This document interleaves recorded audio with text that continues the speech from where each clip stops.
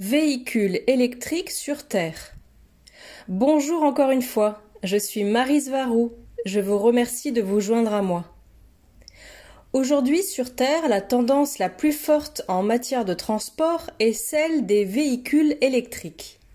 Les gouvernements du monde entier et la quasi-totalité des constructeurs automobiles encouragent fortement l'utilisation d'engins électriques sous prétexte de sauver la planète en réduisant les émissions de carbone. De ce fait, le concept de respect et conservation de la nature, qui est une bonne chose, personne ne peut le nier, est utilisé comme une excuse de manipulation pour que les gens diabolisent tous les moteurs à combustion interne, note d'Héloïse Alcyona, autrement dit qui fonctionnent à l'essence, fin de la note, et finissent par accepter tout ce qui est électrique. Bien que cela paraisse très bien à première vue, il y a de nombreux problèmes ici. Il n'y a rien d'intrinsèquement mauvais dans les véhicules électriques en particulier, à l'exception d'un défaut fatal qu'ils ont tous sur Terre, leur batterie. Si je suis très opposée à l'utilisation des véhicules électriques sur la planète Terre, ce ne sont pas les véhicules eux-mêmes que j'incrimine, mais l'usage qui en est fait réellement. En effet, la cabale et les gouvernements qu'elle contrôle encouragent l'utilisation de véhicules électriques pour pouvoir éliminer les véhicules à combustion interne, mais pas pour des raisons écologiques. Ça, ce n'est qu'une excuse. La véritable raison est que seules quelques personnes pourront en posséder un, laissant le reste de la population dépendre des transports publics, parce que ces derniers ne seront tout simplement pas en mesure de se procurer un véhicule fonctionnant à l'électricité en raison de son prix élevé. C'est pourquoi ils essaient d'interdire tous les moteurs à combustion interne d'ici l'an 2035. Et bien que certains pays protestent, comme l'Allemagne, il est fort probable qu'ils seront finalement les derniers à adopter ou à se conformer à la nouvelle norme imposée par la cabale. Le principal problème est qu'ils sont tout simplement trop chers pour être facilement accessibles au grand public, étant donné que seuls les riches peuvent se les offrir et que le citoyen moyen et le citoyen pauvre ne pourront que s'accrocher aussi longtemps que possible à leur véhicule à combustion interne ou aspirer à acheter un véhicule électrique de qualité médiocre qui ne durera pas très longtemps et sera pratiquement impossible à réparer s'il se dégrade. Cela nous amène à un autre problème. Bien qu'il soit possible de remplacer les batteries des véhicules électriques, leur coût est si élevé qu'il est tout simplement plus rentable de racheter un véhicule électrique entièrement neuf. De ce fait, le nombre de véhicules de ce type laissés à l'abandon dans les décharges augmente de manière exponentielle, comme on peut le constater dans les pays industrialisés qui ont amplement adopté les véhicules électriques avant l'Occident. Le meilleur exemple en est la Chine, où l'on peut trouver des milliers et des milliers de véhicules électriques cassés et inutilisables, empilés et abandonnés, occupant des hectares de terrain. Et comme ces véhicules abandonnés subissent les intempéries, nombre de leurs composants, en particulier les produits chimiques contenus dans leurs batteries, se retrouvent dans le sol qu'ils contaminent fortement. Pour aggraver les choses, le véhicule électrique ne produit peut-être pas d'émissions lorsqu'il fonctionne, mais l'électricité qu'il consomme doit être produite quelque part et l'infrastructure nécessaire à cette production connaît elle aussi de sérieux revers, notamment en Europe, où l'on ferme de nombreuses centrales électriques fonctionnant au charbon et au gaz et où l'on encourage l'utilisation super toxique des centrales nucléaires. Bien que nous sachions qu'en réalité, ces centrales ne produisent pas toute l'énergie qu'elles sont censées produire, puisqu'il s'agit d'usines de terraformation et qu'elles ne produisent qu'une petite partie de l'électricité lorsqu'elles sont en mode inactif, c'est-à-dire lorsqu'elles ne font pas de terraformation. Note d'Héloïse Alciona: en réalité, les centrales nucléaires ne sont pas du tout destinées à produire de l'électricité. Elles sont placées volontairement par la Kabbale sur des points énergétiques précis, situés sur les méridiens et chakras de la Terre, afin de faire baisser la fréquence vibratoire de la planète et la rendre compatible avec les entités du bas astral, qui peuvent ainsi l'envahir peu à peu. Et lorsque des centrales explosent, comme Tchernobyl et Fukushima, c'est provoqué par la Kabbale pour détruire totalement un chakra de la Terre important et plomber les habitants du lieu ou pays qui lui correspond, quand ceux-ci commencent à s'éveiller un peu trop. Le chakra ainsi détruit mettra 50 000 ans à se recréer. Fin de la note. Et de ce fait, les centrales nucléaires limitent la quantité d'électricité disponible pour le grand public, parce que les autres sources de production dites alternatives, comme l'énergie éolienne ou solaire, produisent une très petite quantité d'électricité qui est de loin insuffisante pour répondre à la demande mondiale réelle et qui n'est pas rentable à grande échelle non plus, ce qui donne une excuse de plus à la Kabbale pour faire avancer ses agendas. Je ne doute pas que l'énergie solaire puisse être utile dans certaines parties du monde, mais à petite échelle et pour un usage domestique. Par contre, elle est très inefficace à l'échelle du réseau électrique national et des générateurs d'énergie à base de combustibles fossiles. Quant aux éoliennes, tout ce qu'elles font, c'est tuer une quantité énorme d'oiseaux à l'échelle d'un génocide. Donc, où est l'écologie que les véhicules électriques prétendent apporter à l'humanité? Tout ce qu'ils font en fin de compte, c'est détruire davantage les écosystèmes et polluer la Terre. Et le pire, c'est qu'ils contribuent à détruire encore plus l'économie familiale des citoyens de la classe moyenne et de la classe populaire de la planète. Ensuite, il y a la promesse des fabricants de voitures électriques qui disent à tout le monde que le prix des véhicules électriques va bientôt baisser et devenir accessible à tous. Or, c'est tout simplement impossible en raison des coûts de fabrication extrêmement élevés de tous les véhicules électriques, notamment parce qu'ils dépendent de l'extraction du lithium qui devient de plus en plus coûteuse car ce métal est de plus en plus difficile à trouver.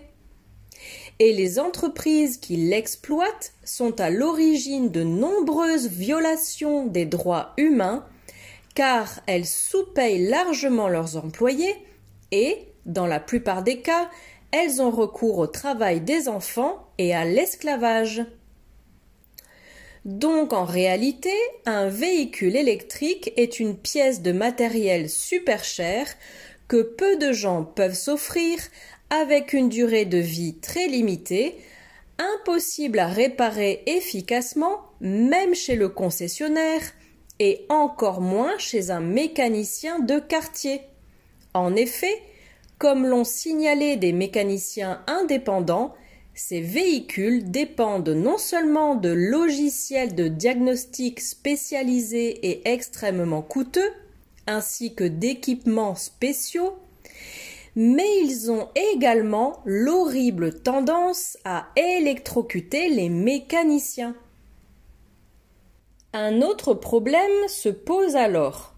Vous ne pouvez pas simplement brancher votre véhicule électrique sur une prise de courant domestique, car il n'est tout simplement pas compatible, car il a besoin de beaucoup plus d'énergie pour être rechargé. Ils ont donc besoin d'installations de recharge électrique spéciales et cette infrastructure est coûteuse à installer même pour les gouvernements ou les entreprises, ce qui fait que les véhicules électriques ont peu de stations de recharge disponibles selon l'endroit où ils se trouvent sur Terre. Le coût d'une recharge électrique est au moins aussi élevé que celui d'un plein d'essence, mais avec un problème supplémentaire que peu de gens connaissent, sauf s'ils possèdent déjà un véhicule électrique.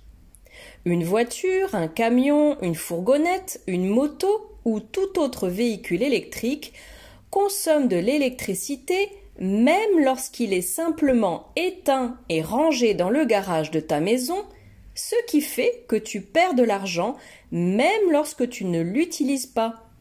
Imagine, c'est comme si le moteur de ta voiture à essence tournait en permanence. Et voici encore un problème. Les batteries sont très lourdes, de sorte qu'une voiture électrique moyenne est au moins 30% plus lourde qu'une voiture à essence, et cela fait que lors d'un accident de voiture, l'impact est beaucoup plus fort. Donc, le taux de létalité par accident augmente, en particulier pour ceux qui sont au volant de la voiture à essence, mais aussi pour les conducteurs de véhicules électriques, parce que ces voitures ont tendance à se briser, parfois en deux, lorsqu'elles sont impliquées dans un accident de la route. Et cela m'amène encore à un autre problème, au cas où ceux que j'ai énumérés ci-dessus ne suffisent pas. Tous les véhicules électriques sur Terre ont une très forte tendance à prendre feu, et il s'agit d'un feu électrique chimique très puissant qui, pour être éteint, nécessite beaucoup d'eau et une grande quantité de produits chimiques spéciaux d'extinction d'incendie, et qui entraîne presque toujours la perte totale du véhicule. Il y a aussi le grand nombre d'incendies spontanés qui ont été signalés, par exemple lorsque le véhicule se trouve dans un garage et qu'il provoque un incendie domestique qui peut réduire en cendres toute la propriété et pas seulement la voiture.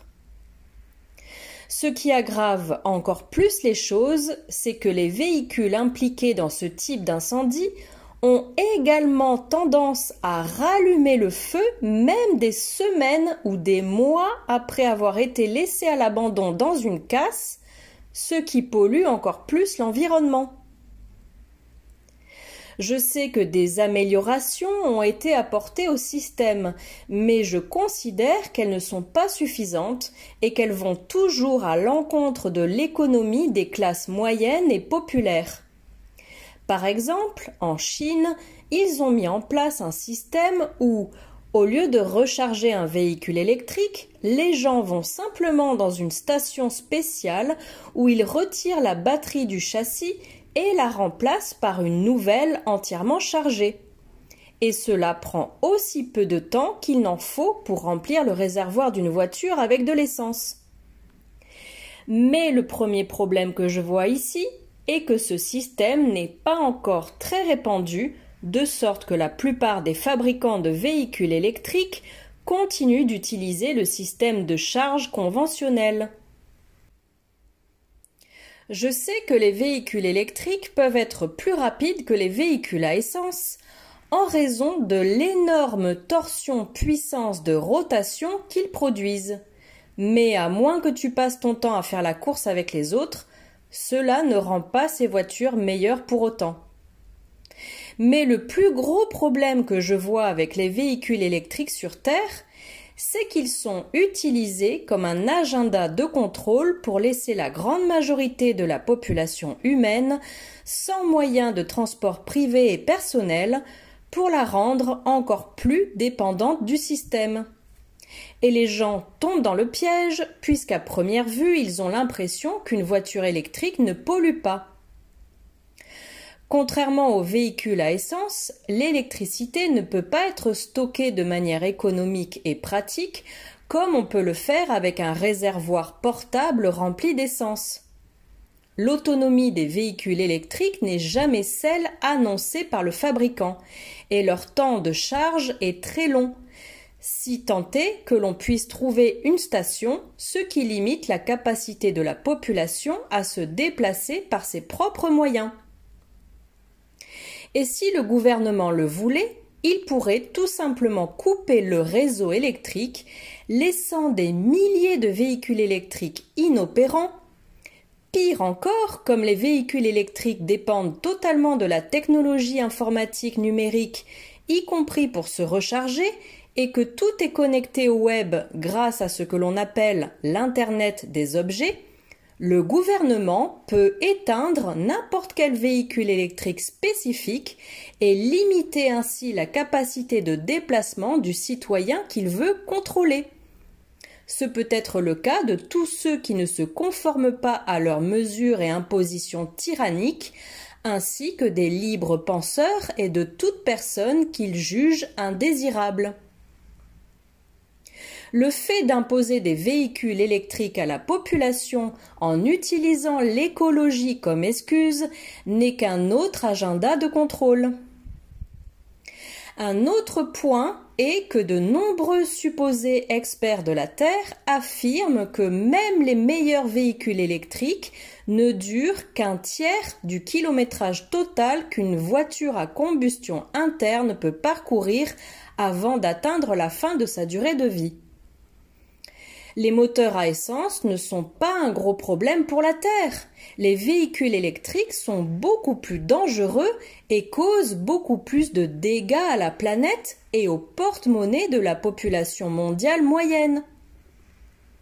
Ce que l'on appelle combustibles fossiles ne sont pas du tout fossiles. Le pétrole ou pétrole brut est un minéral qui est produit dans la croûte terrestre et qui se renouvelle en permanence. Il n'y a pas du tout de pénurie de pétrole et ce sera le sujet d'une prochaine vidéo. Sur Terre, en ce moment, avec la cabale au contrôle et tout ce qui se passe, les véhicules électriques ne sont pas la voie juste ni la voie écologique à suivre. Merci beaucoup d'avoir regardé ma vidéo et de vous être abonné. Avec beaucoup d'affection, Maryse Varou.